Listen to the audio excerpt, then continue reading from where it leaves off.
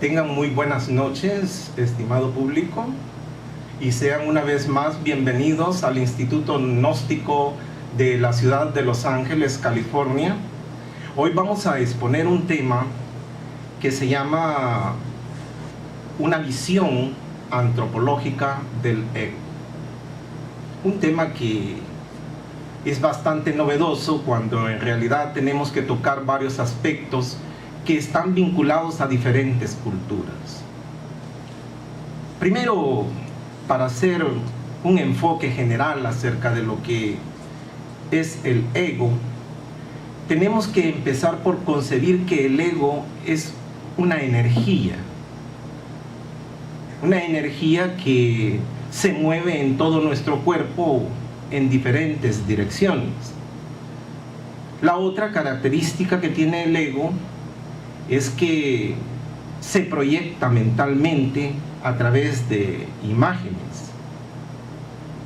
Y el tercer aspecto, quizás más importante, es que el ego tiene una interpretación simbólica a través de las culturas. Para esto vamos a empezar a hablar acerca de la India. Nos vamos a transportar al país de la India, donde existe precisamente templos consagrados al señor Shiva, una deidad que prácticamente, si nosotros nos ponemos a pensar, representa el aspecto de la destrucción en los grandes misterios de la India. Enfrente de la deidad, nosotros vamos a encontrar una figura que parece no tener gran importancia, pero que encierra una parte fundamental para lo que es el desarrollo de la evolución del ser humano. Me estoy refiriendo enfáticamente a la figura del torito Nandi, que es un toro que siempre los hindúes lo colocan enfrente de la deidad del señor Shiva, el señor de la destrucción. Y este toro se encuentra completamente arrodillado como en señal de una gran humildad hacia lo que significa la tercera fuerza. Otra característica que tiene también el torito Nandi es que su mirada está casi viendo para el piso y solo voltea a ver como de reojo a lo que es la gran deidad de Shiva. Resulta evidente que para lo que es la India, el torito Nandi es el vehículo fundamental bajo la cual se mueve la figura del señor Shiva. Y casi siempre se le ve ilustrado con muchos atavíos, y muchas veces le colocan el color blanco a la figura. Y otra de las grandes características que tiene es que el simbolismo de sus cachos está relacionado con dos grandes aspectos que son vitalicios para empezar a realizar el trabajo de lo que nosotros dentro de las escuelas esotéricas le llamamos la muerte mística. Cuando hablamos de la muerte mística, lo primero que se nos viene a la cabeza es el pensamiento de que nosotros tenemos que empezar por aprender a discriminar. Y eso representa el primer cuerno del torito. La palabra discriminación en India recibe el nombre de Viveka, y esta palabra es la que se utiliza para aprender a discriminar con nuestra mente lo bueno de lo malo, Sat de Asat. Ahora bien, cuando nosotros aprendemos a discriminar correctamente, después viene otra cosa que nosotros debemos aprender, y es el desapego entre lo que es sujeto y objeto. A ese aspecto en la India se le conoce con el nombre de Vairagya. Vairagya quiere decir desapego. Quiere decir que uno tiene que vivir totalmente alejándose completamente de lo que es el mundo y las cosas. El torito Nandi tiene un secreto fundamental dentro de las grandes escuelas. Ese secreto en la India se le conoce con el nombre de Shrestha, y traducido quizás en términos prácticos quiere decir felicidad. Pero esta felicidad es el resultado de haber realizado un cambio radical en nuestras vidas, es decir, de haber realizado una transformación individual dentro de nosotros. Ahora bien, cuando nosotros hablamos del símbolo del torito Nandi, casi siempre este toro lo ponen enfrente de la deidad de Shiva, como haciendo ver de que es bien importante de que nosotros primero comprendamos la necesidad de destruir todo lo malo, todo lo negativo a través del señor Shiva, y así poder cambiar totalmente la figura del ego en un aspecto más primordial, que es la felicidad. Por eso el torito viene a representar esa parte psicológica que nosotros manejamos internamente. Ahora bien, ¿dónde y cómo se empiezan a desarrollar este símbolo del torito Nandi en nosotros? Para esto vamos a recurrir un poquito a la cultura tibetana. En el Tíbet, los budistas tienen un concepto de que nosotros, en nuestra esencialidad, no somos este cuerpo, sino que sencillamente somos producto de 5 aspectos. Estos 5 aspectos que nosotros vamos a estudiar reciben el nombre de skandhas, que traducido quiere decir agregados. Pero estos agregados no son los agregados psicológicos de los cuales nosotros en la gnosis hablamos, sino que nos estamos refiriendo a aspectos que encierran parte de un proceso de ir agregando algo dentro de nosotros mismos, que es nuestra propia psicología basada en 5 aspectos que ahorita los vamos a ir explicando uno por uno. El primero, que es quizás uno de los más importantes, lo constituye el rupa. Cuando nosotros hablamos de rupa, estamos hablando de lo que tiene forma.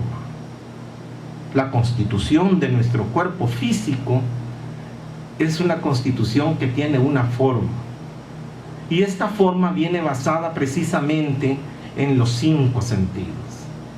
Viene basado en el tacto, en la visión, en el escuchar, en el gusto, y así sucesivamente. Todos estos 5 sentidos vienen a encerrar una parte fundamental para que nosotros empecemos a realizar una funcionalidad con forma que se le conoce con el nombre de rupa. A esto le sigue una segunda cualidad que viene como consecuencia del rupa. A eso se le conoce con el nombre de sensaciones. El rupa, cuando empieza a surgir, trata siempre de mantener una relación con los objetos, y esa relación con los objetos le conduce a que las sensaciones se empiecen a desarrollar internamente, y esas sensaciones reciben el nombre de vedanas en términos hindúes. Estas sensaciones nos dicen si nosotros, las relaciones que nosotros tenemos con los objetos, nos van a resultar ser agradables o si nos van a resultar ser desagradables, o también si vamos a tratar de ser neutro ante las cosas y que no nos resulten ser ni agradables ni desagradables. Y es aquí donde prácticamente nuestro pensamiento empieza por elegir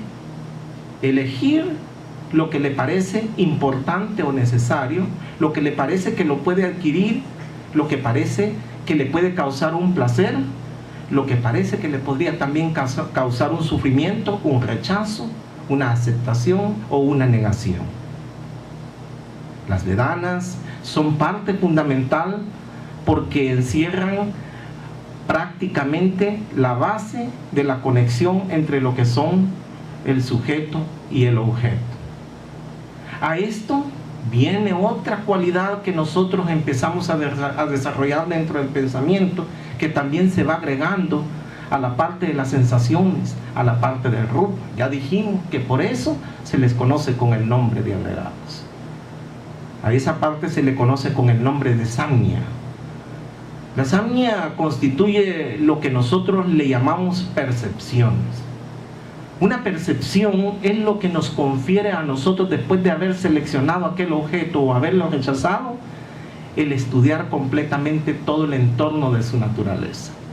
Es decir, empezamos por discriminar dentro de los objetos y empezamos a clasificarlo de acuerdo a sus cualidades. Podemos describir cómo un objeto es, podemos describir cómo son todas las situaciones que se nos pasan por nuestra mente.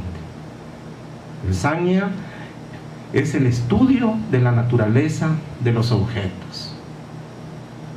Después viene otra cualidad, que es la cuarta cualidad, que a esa se le conoce con el nombre de samskaras. Samskaras quiere decir como son pensamientos que vienen a moldearse dentro de nuestra mente. Por eso samskara se traduce como imágenes mentales, así se traduce. Es el resultado de haber pasado por rupa, por haber pasado por vedana, por haber pasado por samña, llegamos a lo que es la samskara, donde se empiezan a establecer los pensamientos con forma dentro de nuestra mente. Cuando esto sucede, hay alguien que reclama internamente que eso es de él o no es de él. Empieza a surgir la idea del yo como parte de algo que se posesiona, dando origen al último aspecto de los agregados, que nosotros le conocemos con el nombre de Vijnana. Vijnana quiere decir conciencia. Vijnana es conciencia, pero es una conciencia material que nosotros alcanzamos. Dicen los budistas que cuando nosotros objetivamos, estudiamos y profundizamos dentro de los grandes conocimientos esotéricos, llegamos a la capacidad de comprender estos 5 agregados, podemos llegar a alcanzar una vijnana que escapa del mundo material, y a eso se le conoce como conciencia espiritual. Difícil es cuando nosotros vivimos una vida común y corriente. La identificación de los sentidos, la identificación de las sensaciones y las percepciones no nos permiten que nosotros podamos crear un mundo objetivo, un mundo con análisis, y entonces caemos envueltos en algo que nosotros le conocemos como Maya, el mundo prácticamente de la ilusión. Eso es lo que representa estos 5 aspectos. El budismo tuvo una gran problemática cuando estos 5 agregados surgieron, porque dentro del mismo budismo se contaba de que estos 5 agregados había un protagonista que los venía cargando, y ese protagonista tenía que ejecutar el movimiento de la rueda, pero también a la vez tenía que tratar de salir del samsara. Cuando los budistas empezaron por concebir un personaje como protagonista, que ellos le denominaron bajo el nombre de Pudgala, creó una escuela dentro del budismo que nosotros le conocemos como filósofos personalistas, porque ellos tenían la idea de que había un personaje que tenía que venir trabajando duramente, descargar aquel karma que traía de los agregados para poder escapar de la gran rueda del karma. Pero hubieron otros budistas que ellos no concebían esa parte. Ellos dijeron de que prácticamente el Pudgala eran los mismos 5 agregados y que no existía tal personaje, que el personaje era un aspecto simbólico, que era algo que producía que los 5 agregados fuesen prácticamente la representación simbólica de ese personaje. A esos que negaban que existiera una persona que tenía que hacer un trabajo para la realización íntima, se les conoció con el nombre de filósofos impersonalistas. De la deidad, nosotros vamos a encontrar una figura que parece no tener gran importancia, pero que encierra una parte fundamental para lo que es el desarrollo de la evolución del ser humano. Me estoy refiriendo enfáticamente a la figura del torito Nandi, que es un toro que siempre los hindúes lo colocan enfrente de la deidad del ser.